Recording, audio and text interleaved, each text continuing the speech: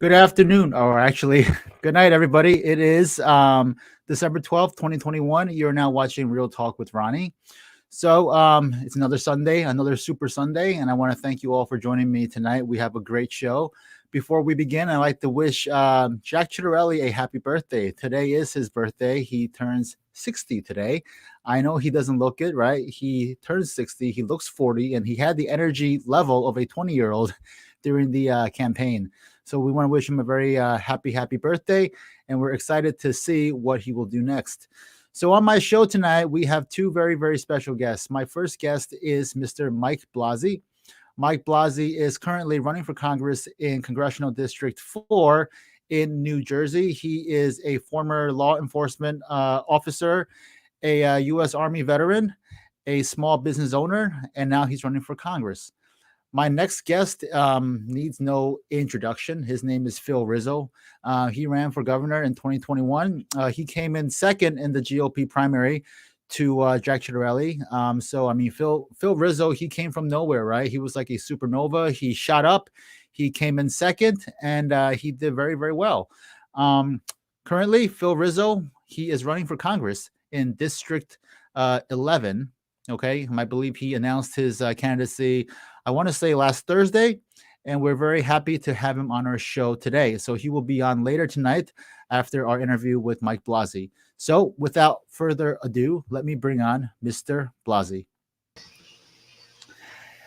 Hello, Michael. How are you? Thank you for Ron, how are you? Thank you for having me on your show. It's an honor and pleasure to be on your show.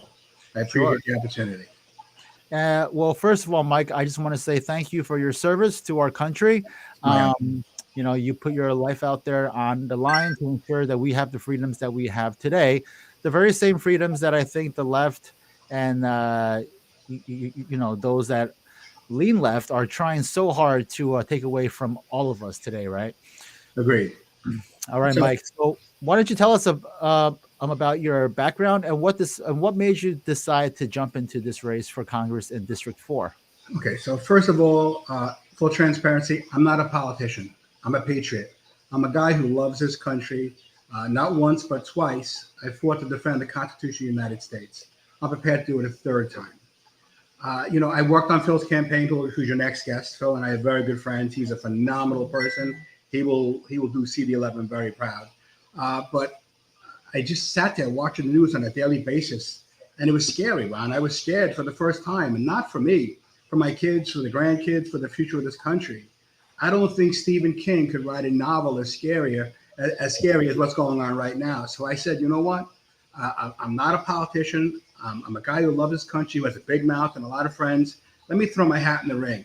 And I got very good response. We did a little test campaign. People said it's a good time to run. I'm just, like I said, just a patriot. I love my country. I was born in New York, obviously, as you can tell by my accent. Living in Jersey for a while now. I live in Freehold. Right. Retired law enforcement, military, served during the storm. So again, when you serve your country and you take an oath to defend the Constitution of the United States, you take that seriously. And to see what's happened to our country and the way they're attacking our Constitution and taking our civil liberties away, this has got to stop. That's why candidates like myself, Phil Rizzo, Billy Premper, a bunch of America First candidates are out there. And you're going to see now more people are getting involved that are taking back our country, and they're running. And they're not politicians, they're patriots. And that's what we need right now, Ron. Okay, great. So now, Mike, you're running from District 4, which covers parts of Burlington, Mercer, Monmouth, mostly Monmouth, Ocean, and two towns in Mercer County. Sorry, Monmouth, Ocean, and 2 counties in Mercer County. Okay. So, but District 4 is a very conservative part of New Jersey. Some would say probably the most conservative part, right? It is the only solid red district in the state right now. While Van Drew has his district down there, it's kind of more of a purple district. So we want to make sure that we have more. This state has turned more red. If you saw the numbers in the last elections, it's a sign that eyes are on New Jersey. People are watching New Jersey. People are excited about New Jersey. Right. I think now's the time that the people of New Jersey will turn this state. I'm not going to say we're 100% red, but we're going to flip some seats in 2022, Ron. Okay.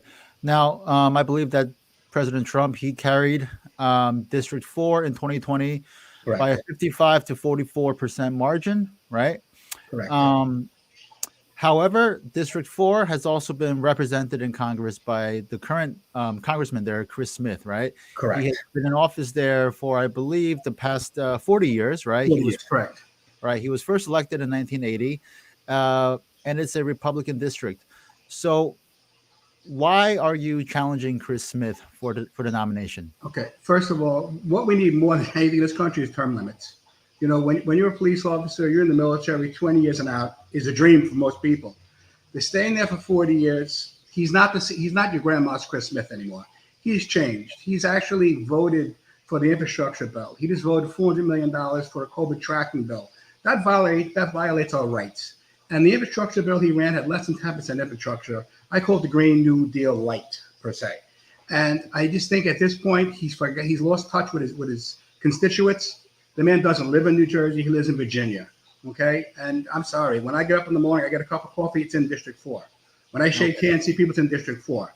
His kids went to school in Virginia. You got to spend your money here, and you have to live in your district. Not to mention not having a town hall since 1992. That's very, very bad as a representative. And that's what a congressman is, a representative. Okay. I believe in May of 2021, Chris Smith was one of 35 GOP House members who joined the Democrats in voting to approve the legislation to establish the January 6th commission, right? Correct. Which was meant to investigate the quote unquote storming of the U.S. Capitol. Do you think his action by voting for this was one of the was like the straw that broke the camel's back that made you want to run? It was part of it. This is a Trump-centric district, okay? And I think anybody with an IQ above a handball can see the country was in better shape under Donald Trump than it is now, okay? Right. The fact that you're leading an investigation to investigate the president of the United States, the man who was fighting for our country, it's deplorable. I'm sorry, it doesn't work that way. Know your constituents. Know that the people of District 4 love Trump's policy. Well, either they love the man or they love his policy. Okay, both factors. You don't criticize the man, and you don't start January 6th as if it was worse than September 11th.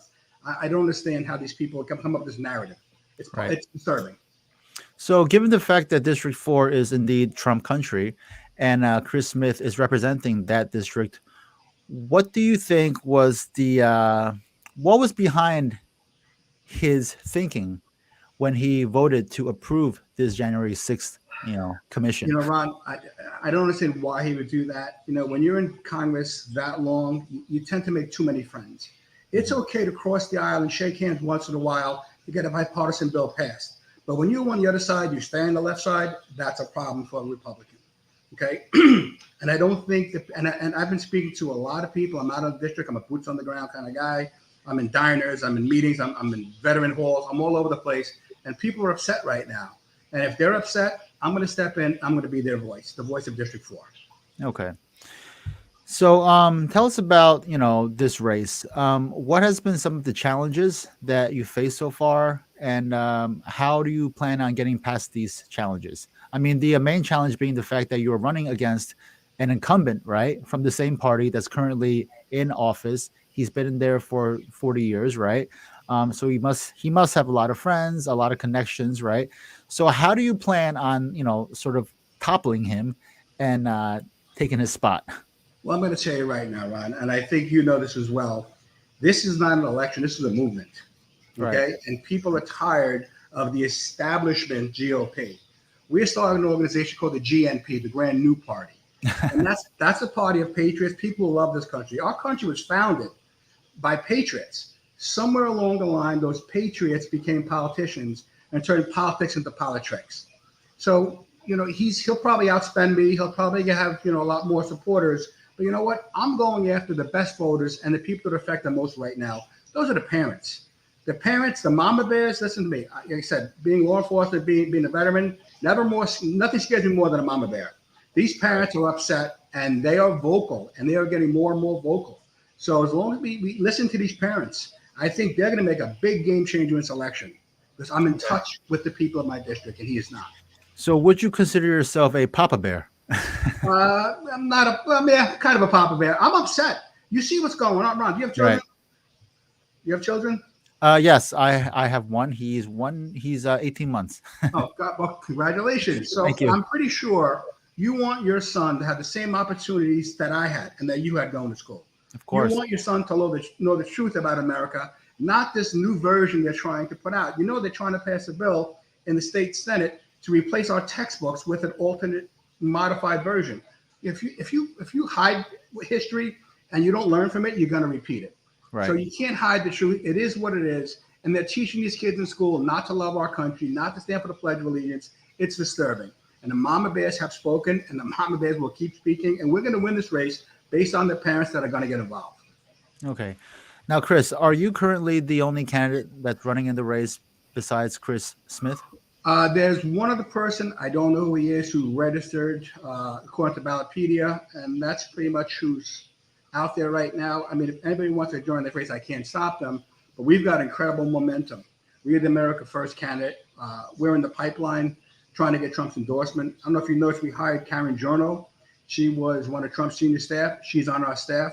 So we've got an incredible staff behind us. We got incredible strategic people in place. We got a phenomenal volunteer corps. So we are not running. We are flying for office.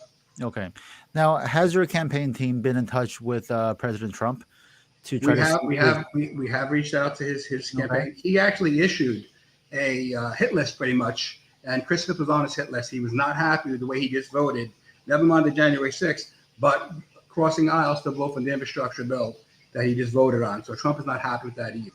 Okay. Now, is there any indication that President Trump will come out and endorse your campaign or someone else's campaign to try to punish Chris Smith? Listen, the president, he doesn't usually endorse in primaries. I think he is now. He definitely knows who I am. He definitely knows what I'm about. Hopefully he'll do it. I mean, he's a very powerful, very fickle man. We don't know. I would honor and welcome his endorsement. I'd be very proud to have it. I think we'll win either way, but I'm pretty sure we're going to get it. But either way, it comes down to people that's going to vote. That's what makes a difference. And the voters are going to come out and they're going to elect me. Okay. Mike, what are the top issues that you want to focus on in your campaign? Okay, well, first of all, we definitely have to get term limits at some point. The term limits is something that we really need. The problem with term limits is the people that can pass that law are the people that benefits from it. And that's a little bit of an issue. We also want to get less government in our life. The government is under the impression that they can rewrite the Constitution and they can tell us what to do with our bodies, our medicals, our schools. Way too much government involved in our life. I've read the Constitution numerous times, and nowhere in the Constitution does it say that the government has a right to interfere with your medical, your children, the way you raise your children. That has got to stop. I'm also for school of choice.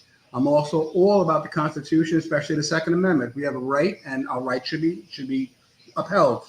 I'm also very upset with the First Amendment, with Section 230, the way social media is controlling the minds of people and putting out their own narrative of what they want you to believe. And these are big issues we have to definitely get involved with. And then also, God, Jesus, our Savior, we have to keep God in our life. I just feel the government is trying to take God out of our lives right now by closing us down, closing down churches, and leaving liquor stores open. That's a big problem. Okay, we need faith to be human beings. We need hope. And you take that away, it's debilitating. So there's a lot going on right now. As you see, we have to stop the socialist agenda. We cannot have a communist country. We cannot have a socialist country. We've got to keep freedom. We've got to keep America first, take care of our own people first. We also have to secure our borders, which we could talk for hours, Ron, but our borders are another problem. I don't understand how we can have all these mandates and have people untested come across our borders. It's just disturbing. It really is. And Chris Smith's in charge of human trafficking. That's his committee. And the human trafficking is off the chart right now. We are planning a trip to the border in the very near future, which I will personally send you some video of what's really going on down there. Okay, great. Now, do you think your background as a law enforcement officer, as a Army veteran, do you think that suits you better to serve the people of the 4th District? Well, obviously, because we swear to defend the Constitution. We're law and order, which our country needs right now is law and order. We don't need radicals. We need law and order right now. We need our rules and our Constitution not only enforced, but taught so people can remember what's going on. I mean, my opponent was 27 years old. His only experience was working in his parents' sporting goods store. Okay, I think as a 53-year-old man, with the back of my head, I'm much more qualified than a 27-year-old kid who worked in his parents' sporting goods store. Okay. Well, to be fair, yeah, he was 27 when he first got elected, right? He's since been there for 40 years. But Mike, so we were talking before about your kickoff event, right? Correct. Why don't you why don't you talk a little bit more about that? Well, again, what's funny about this, and what's really hard about politics, it becomes a money game. Okay, and I'm not looking to get paid by lobbyists. I go out to the people of district, friends, families, people that believe in me for donations. So our kickoff event, we had it at Cousin's Restaurant, and we had to guarantee 100 people. And I was getting very, very nervous because it was COVID was heavy. People were calling out sick. A lot of my police friends were not able to come. So it was 7 o'clock or 7:05, and there was like 13 people there. I said, "Oh my God, I'm in trouble." Oh. I went to the bathroom. I came back. There was 60, then 80, then 100. We had standing room only. That shows me that the people believe in me. The fact that the people stood up in the back of a restaurant and wanted to hear what I had to say, that means that my message is resonating with them. And I think it resonates with a lot of people in District 4. Okay.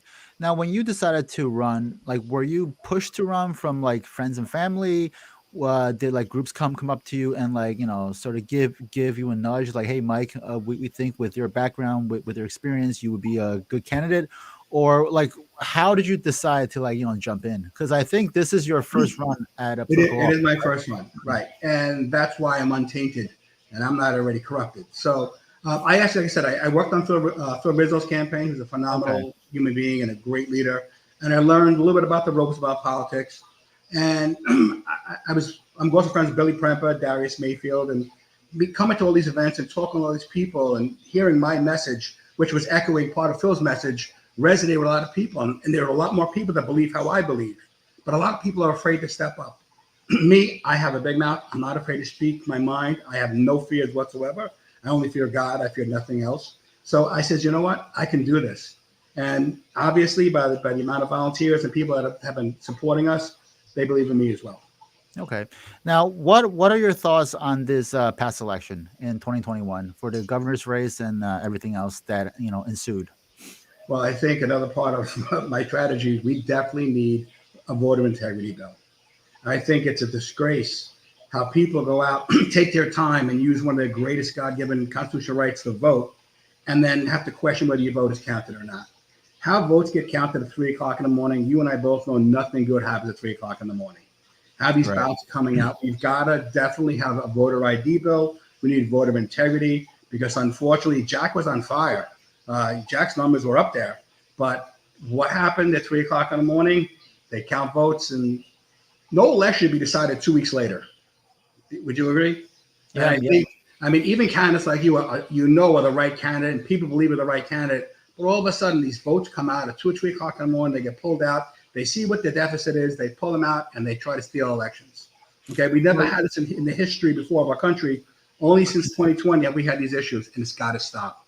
And we will stop. Like, we were talking, right? Like on election night, I was winning my race. In fact, all of the Bergen County candidates there were all winning, right? I think in my particular race for county commissioner, I was up by 10,000 votes, right? So on election night, everybody went home happy.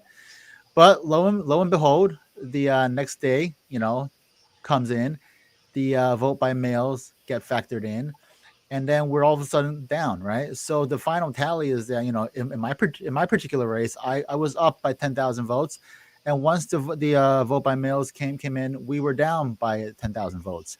So what essentially happened was that these vote by mails gave the Democrats an extra 20,000 votes to just pile on, because the vote by mail in Bergen County there were 40,000, right? And out of those 40,000, I believe 30,000 of those went towards the Democrats. 10,000 came to us. So essentially, it gave them a 20,000 vote cushion. And it was like deja vu. It was like 2020 all over again, right? 2020, and then Georgia, and now New Jersey. We were winning. Yep, we were winning, and then 2-3 a.m.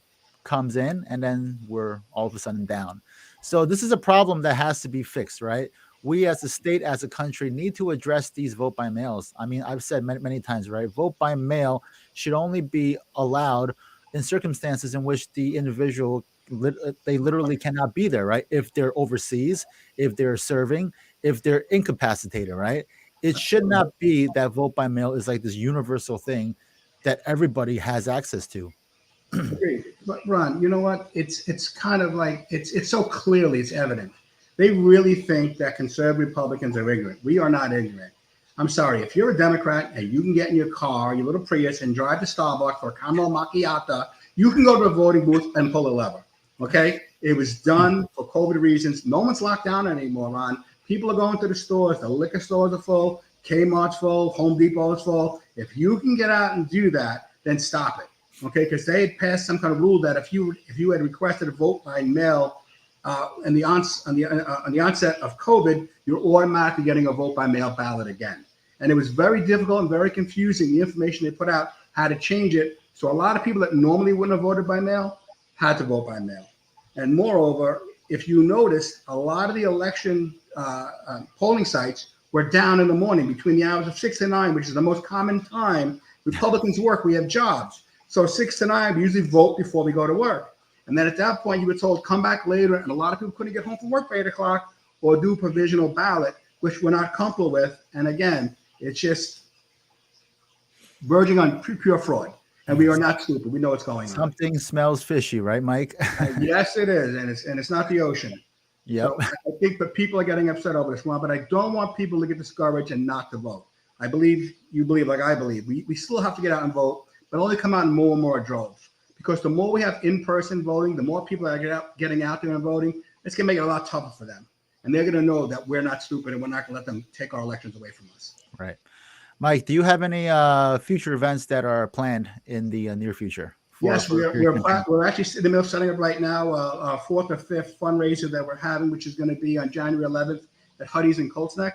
Okay. We're doing that. We got special guests that are not confirmed yet, but I will definitely email to you so you'll know. And I hope you come as my guest to this event.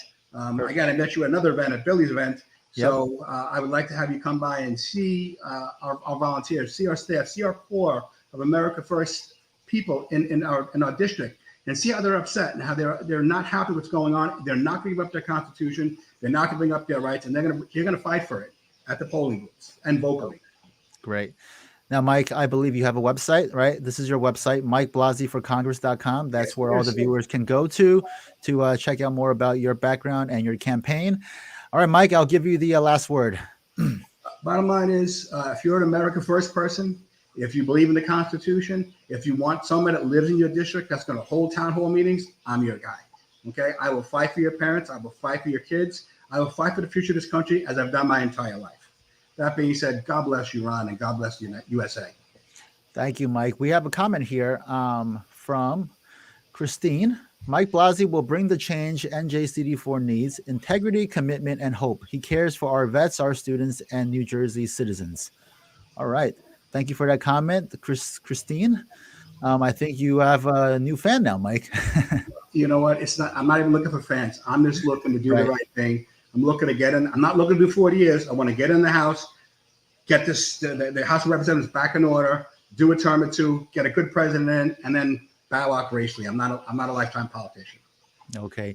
Well, thank you, Mike Blasi, for all the work that you have done for your service to our country. And we wish you the best of luck in your campaign. All right, Mike? And we will see you really, really soon. And I'll see you January 11th. Okay. Thank you, Mike. Okay. Bye-bye. Good night. All right, guys. So that was my interview with Mike Blasi. What a great guy. You know, former Army vet, former law enforcement, and all around great guy. So we hope to see a lot more of Mike. We wish him the best of luck in his campaign. All right, folks. My next guest, as I said, needs no introduction. He was a supernova in 2021. He shot out of nowhere. He rose to give Jack Ciattarelli a run for his money for the nomination. Philip Rizzo came in second for the nomination for New Jersey governor. And he surprised and shocked a lot of people with how well he did, right?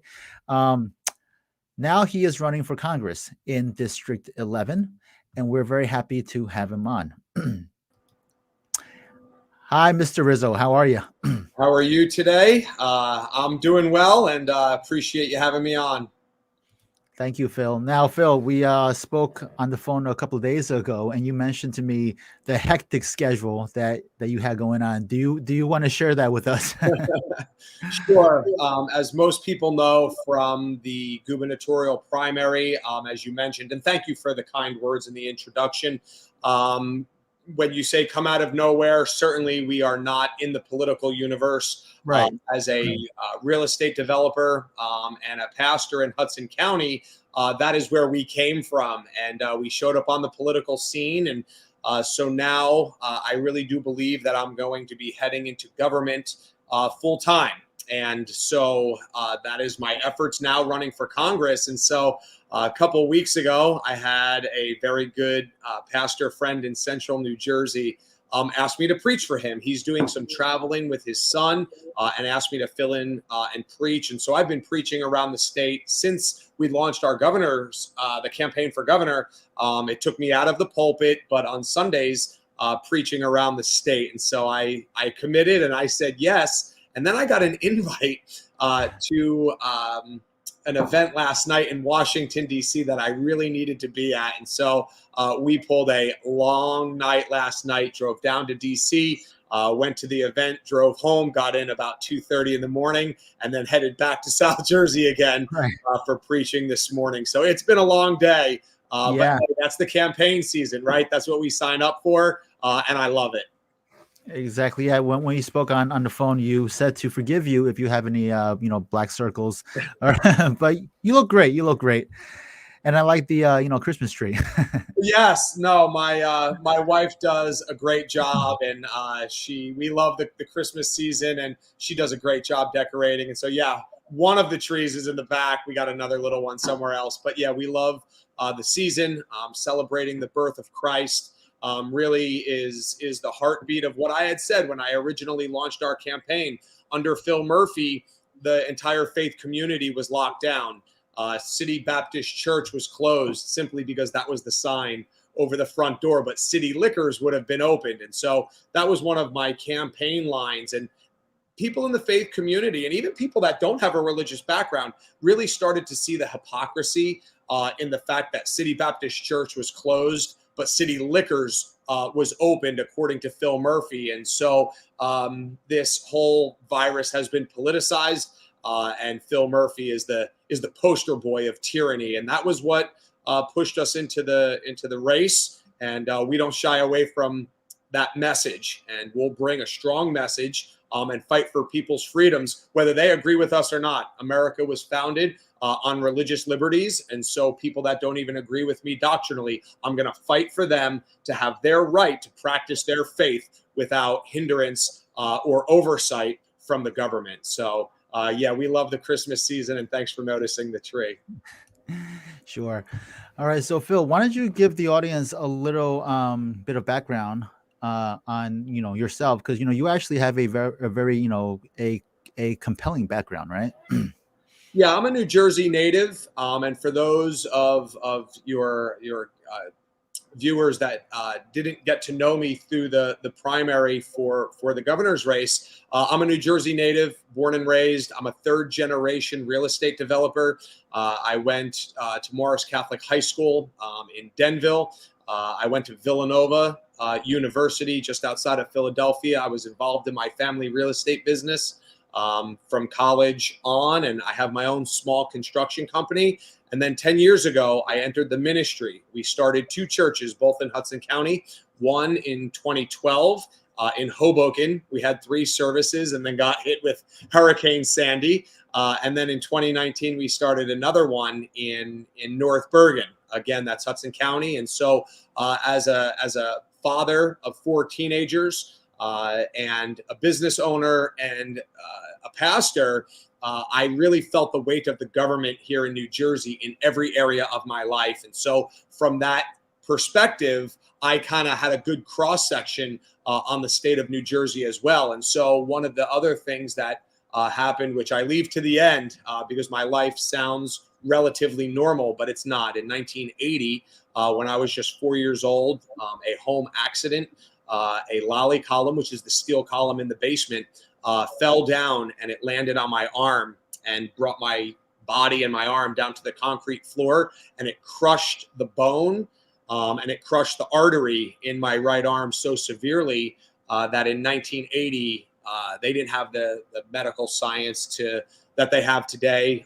to repair such a crush of that artery, that they had to amputate. And so since I was 4 years old, I've been an amputee at the elbow of my right arm. But as I already mentioned, I played baseball and football growing up through high school, and then went on to graduate and be involved in my family real estate business. And that's really kind of shaped my personality. I'm a fighter. I'm an overcomer. I really don't take no for an answer because you get told no a lot in life. We understand that. And as somebody with a disability, people don't expect you to be able to accomplish certain things. But I'll tell you today that if you work hard and you are diligent and you just don't take no for an answer, you really can accomplish whatever you want. And so from fighting on the football field to the business world and then to the campaign trail, we work really hard. And it's just part of who we are. And so that message got out. I think that really resonated with people. I'm an average guy. I'm a family man. I'm a business owner. And my struggle is the struggle that many New Jerseyans are facing in the current political climate. Okay. Well, can I ask you, Phil? How did that steel beam fall down? Typically, the construction, the column would sit in the concrete floor. The basement floor would be poured around the base of it, which would typically make it very secure. That's not required, Right. but that is somewhat of the standard. This one was sitting on the concrete floor, and it was new construction.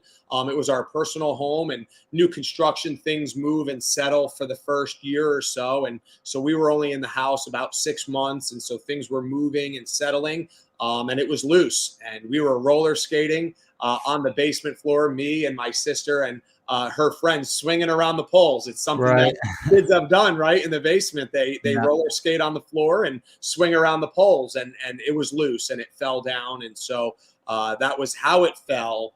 But again, to overcome those challenges. And, I look at my life and to me, that's not really that big a deal, because at 4 years old, you don't really know how to do anything yet. So you just learn how to do everything with what you have. Right. I look at people in their teens and 20s and 30s or older that lose a limb in some sort of car accident or in the military, and they have to relearn. I think that that's actually harder. So my heart even breaks for those that deal with situations as adults, because as a kid, very resilient. You just learn to figure it out. And so we figured it out along the way.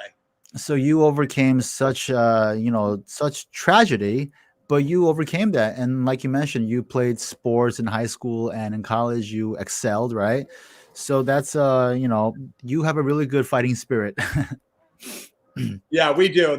Nothing gets handed to you in life. Whatever you believe your path is in life, many times you got to clear that path yourself.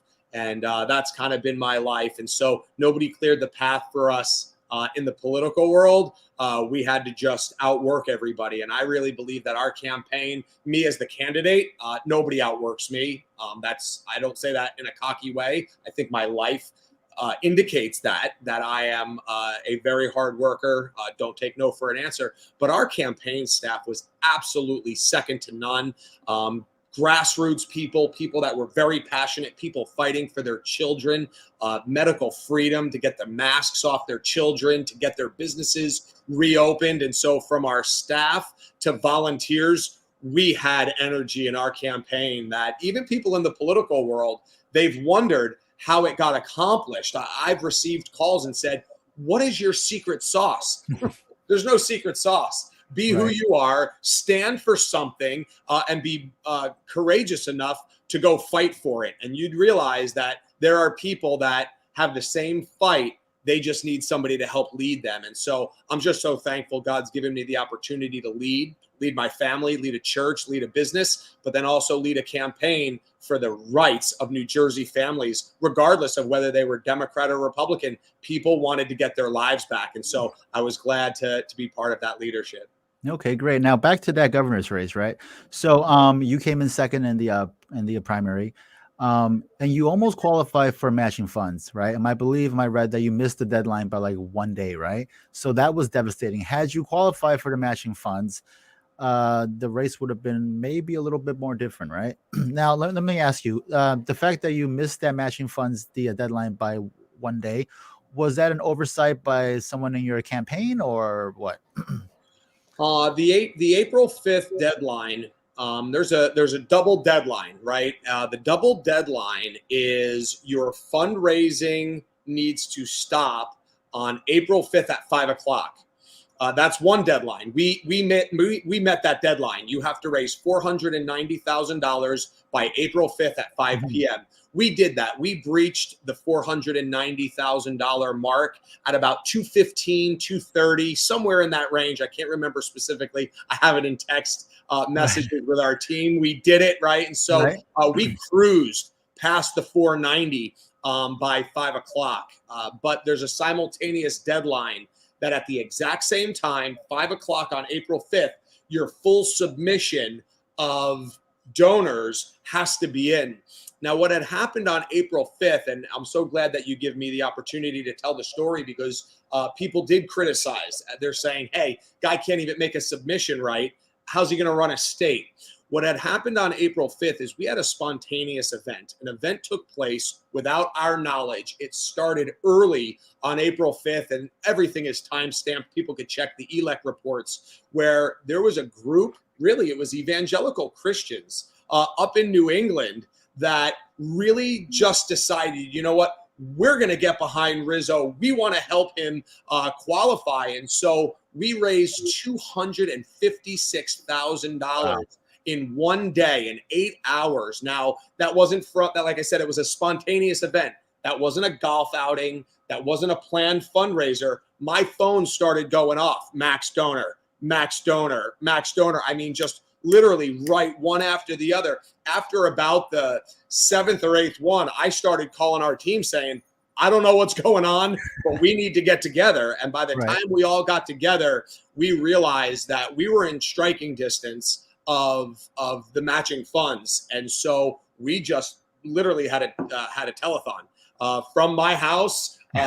We were dialing for dollars, and we were just begging people to max out. People that had given 1,000, we asked them for another 1,000 or 2,000. People that gave some, we asked them to go call 10 friends. If you were a $100 donor, we asked you, go find 10 friends to all give 100. And so we literally dialed for dollars for about 7 hours.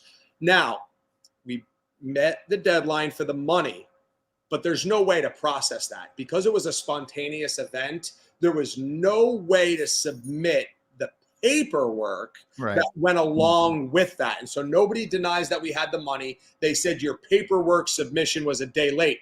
Our answer was, no kidding, right? It's a bad law. And we came to find out that that is a law that has been challenged. They've been discussing it in the legislature, saying, hey, you guys are going to end up with a time when somebody's going to make the financial deadline and they're going to miss the submission deadline. And the legislator has said this: we're not going to change a law for a hypothetical event. Well, it's no longer hypothetical. Right, it's no longer hypothetical, right? Because it's literally not hypothetical anymore. It was, as they've been arguing about it for the last 7 years. It's no longer hypothetical. The Rizzo campaign did that. And so for the denial of the matching funds, that was a huge blow. Matching funds is 2-to-1. So we raised $523,000, 2-to-1. That's $1 million check that we would have been owed. And then it continues to count. So in a governor's race with those 2-to-1 matching funds, once you trigger matching funds, your fundraising really hockey sticks. Right? It really goes up because donors know that their $100 donation is really a $300 donation, and people really want to give. And so our fundraising never hockey sticked after that, but we proved that money is not the absolute necessity in a campaign. Right. Yes, it's important, but it's not the only thing. If the third place candidate had dropped out, it's a different story. I'm not proclaiming victory if Hirsch had dropped out. But what I am saying is his voters are more like Rizzo voters. And if he had stepped out, realizing that we had raised so much money, I didn't self-fund. We had real donors that breached $550,000, and we had a fundraising machine in place. Even though they denied us matching funds, there was real power. There was real energy behind our campaign. You look at the numbers, we'll let people argue over it. I'm not looking back, though. I'm looking forward. I believe that there's a race that is very winnable.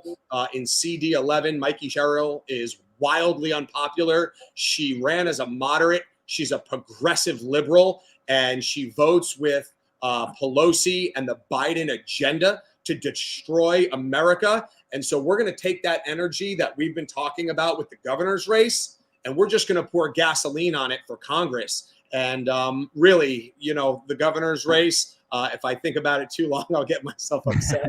So we're not going back, we're going forward. But okay. It's great. And we're entering this race with a lot of momentum.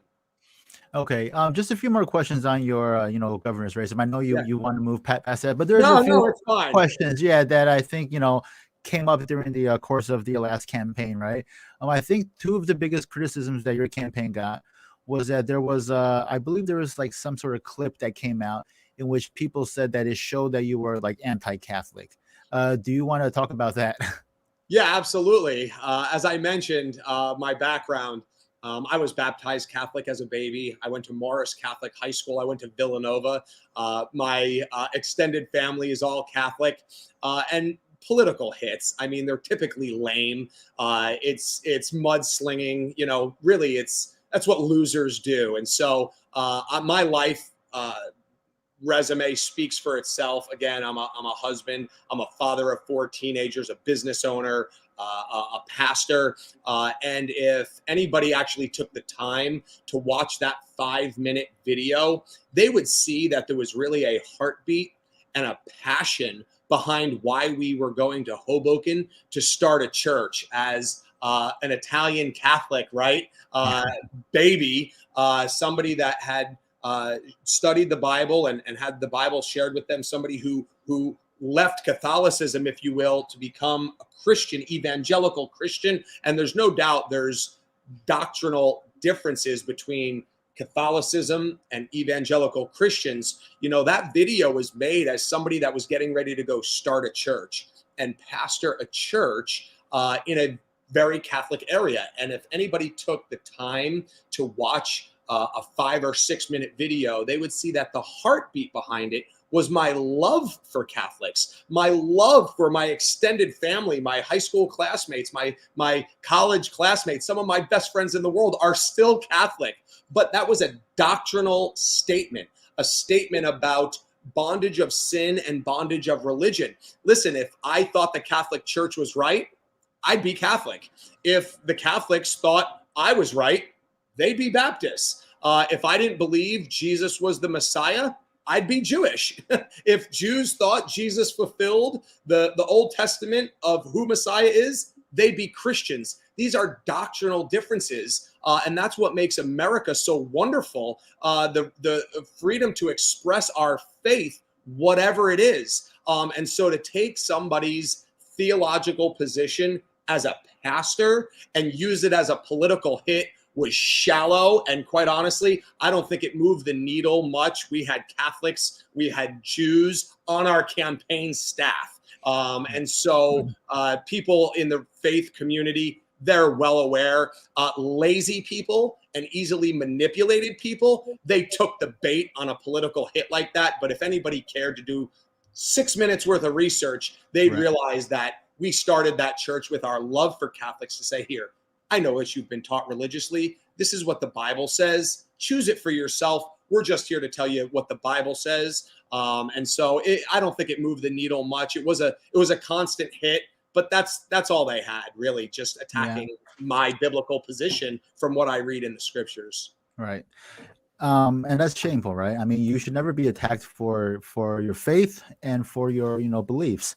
Another political hit that was leveled against you during the primary season was the fact that I believe you had sold your home to your church, and people were saying that you did this to try to escape paying taxes, right? Now, do you want to talk about that issue? Yeah, absolutely. That one's probably more shallow than the doctrinal hit, right?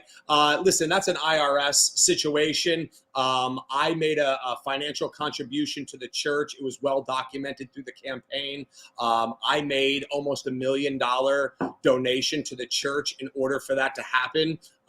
Only a moron would make $1 million donation to save $16,000 a year in taxes. You'd have to be a financial idiot. So really the reason behind us doing that is I didn't do that. Our church voted on it. That was something that was made collectively as a church family. And honestly, we did that because I thought I was going to pastor forever. I really thought that I was going to be a pastor forever. Small churches, startup churches, none of our, either of our two churches never grew with a church membership much higher than 50. But that's not what the ministry is about. The ministry is not about money. The ministry is not about numbers. The ministry is about people, and the people that I had ministered to for 7 years, not being able to pay a substantial salary. That was their way of being a blessing to their pastor by giving me basically a $16,000 raise, by eliminating that cost off of my table. My expenses as a salary increase. And again, if somebody has a problem with it, take it up with the IRS. People that hit me on that, and you mentioned, the Catholic thing, whatever. Catholics that were insulted by that without doing the research.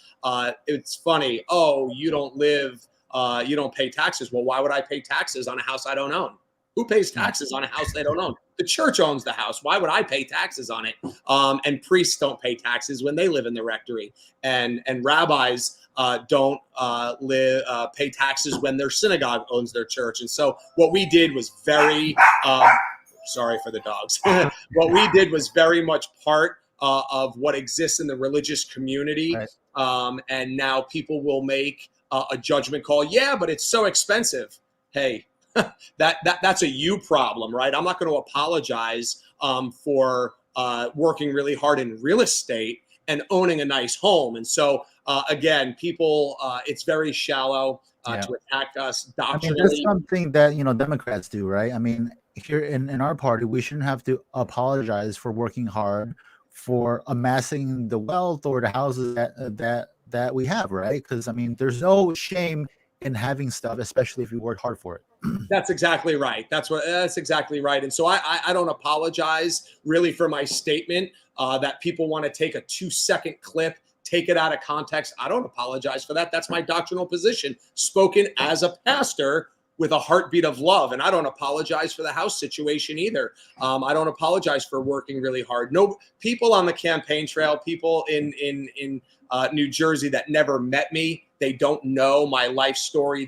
They're not in my home. They don't know what time my alarm clock is set for. They don't know what time my head hits the pillow. I don't apologize for the success that we've had in business. And so, again, it's just shallow political hits, but we just work through it. And again, coming up with just about 90,000 votes in 4.5 months, being denied matching funds. I don't think either one of those political talking points really impacted people. It's mudslinging. People are sick and tired of political mudslinging. We didn't do it.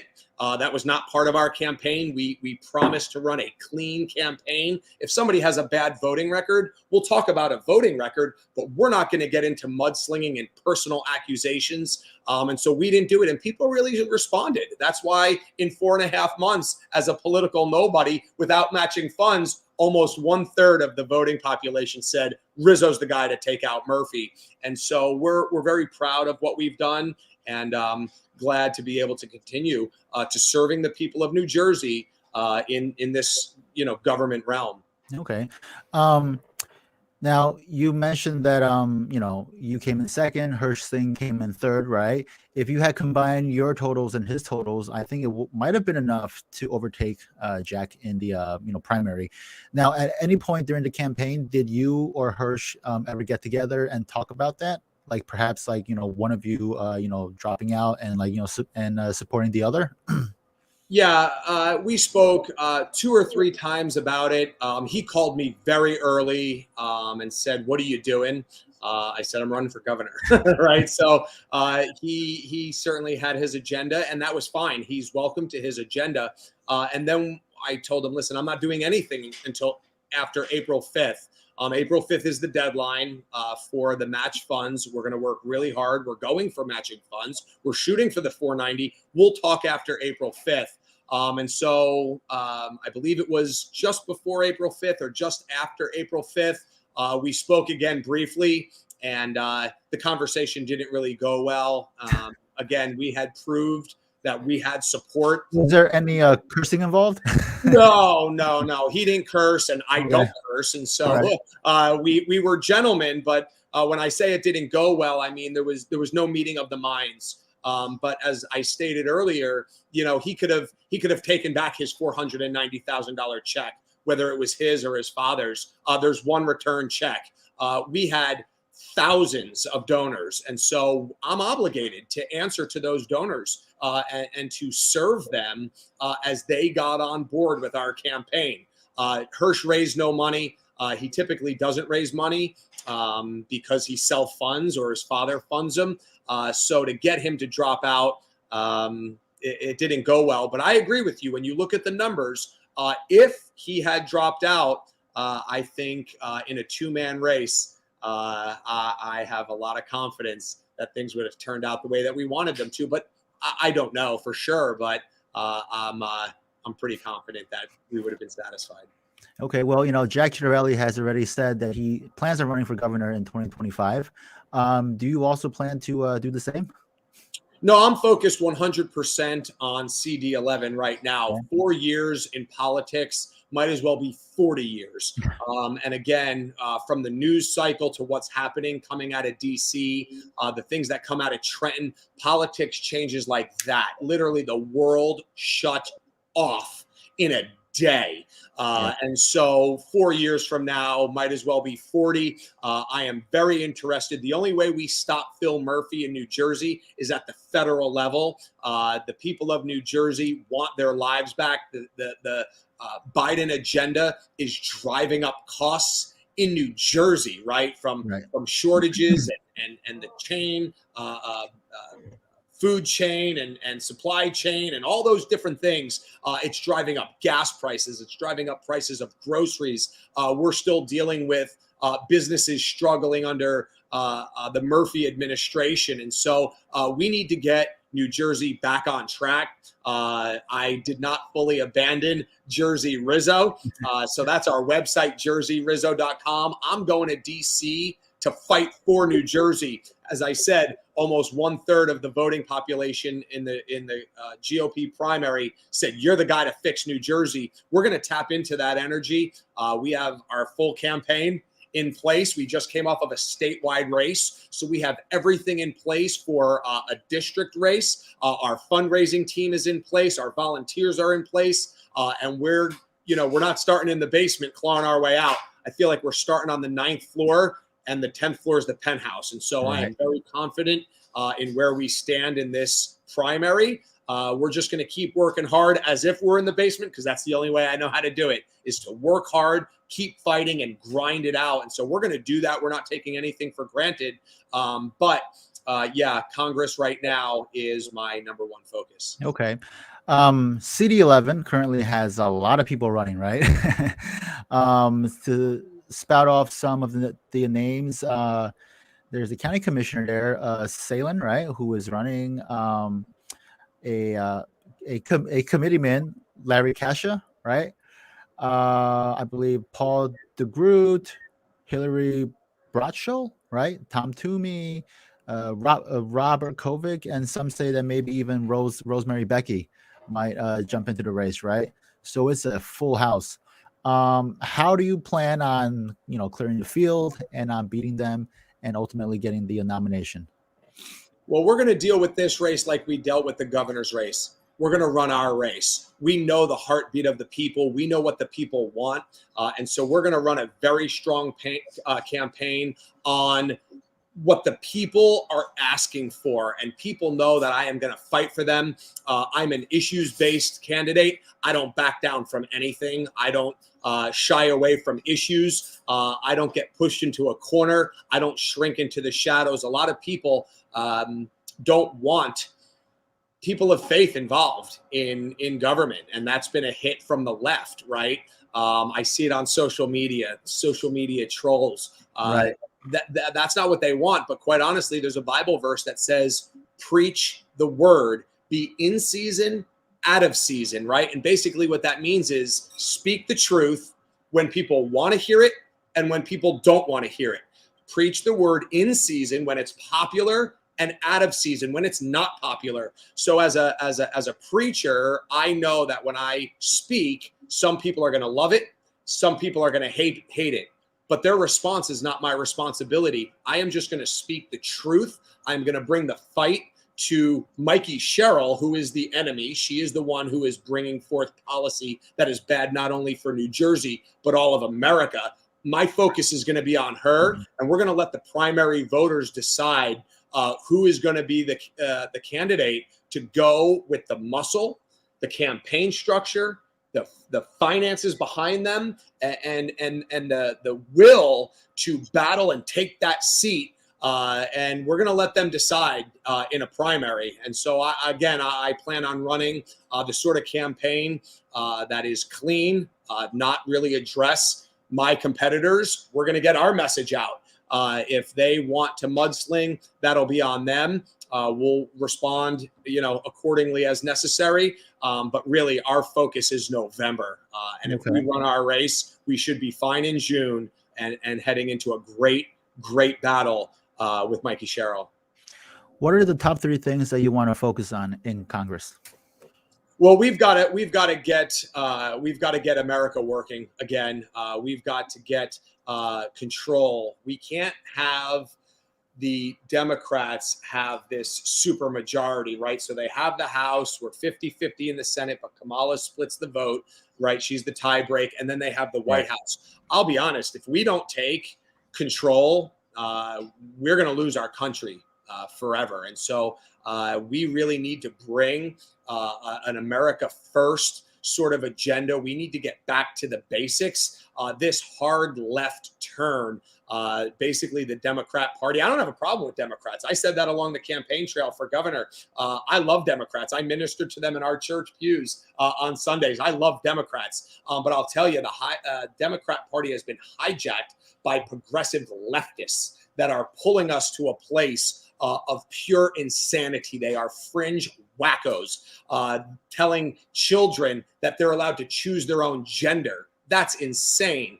To take an attack on America, saying that we are a country built on racism and push that on our children. That's just crazy. They are a fringe minority. And the problem is conservatives, for the most part, they're afraid to speak up. They're afraid they're going to be called a bigot, or they're hateful, or they're some sort of phobe, right?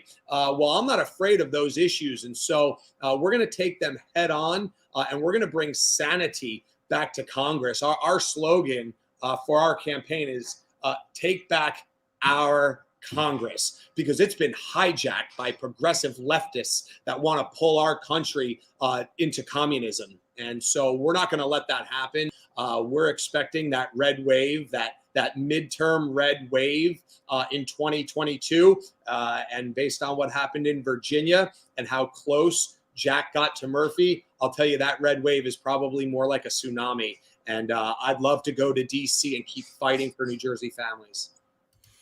Okay, great.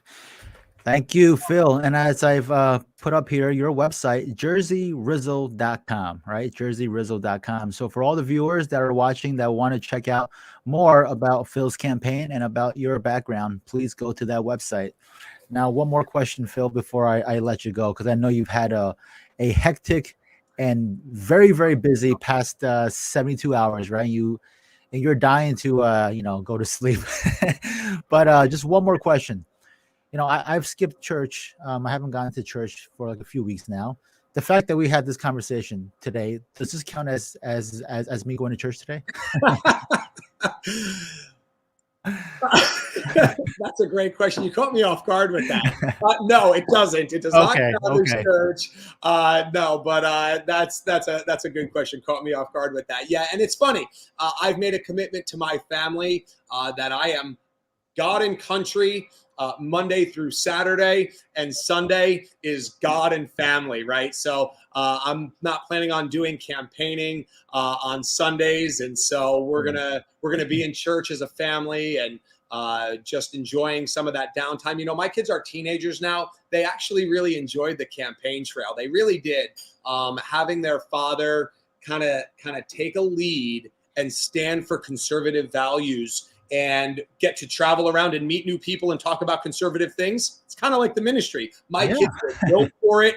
They love it. They really enjoyed it. And so I have support of my family here as we go into round 2 and really looking forward to it. And so I appreciate anybody that goes to our website.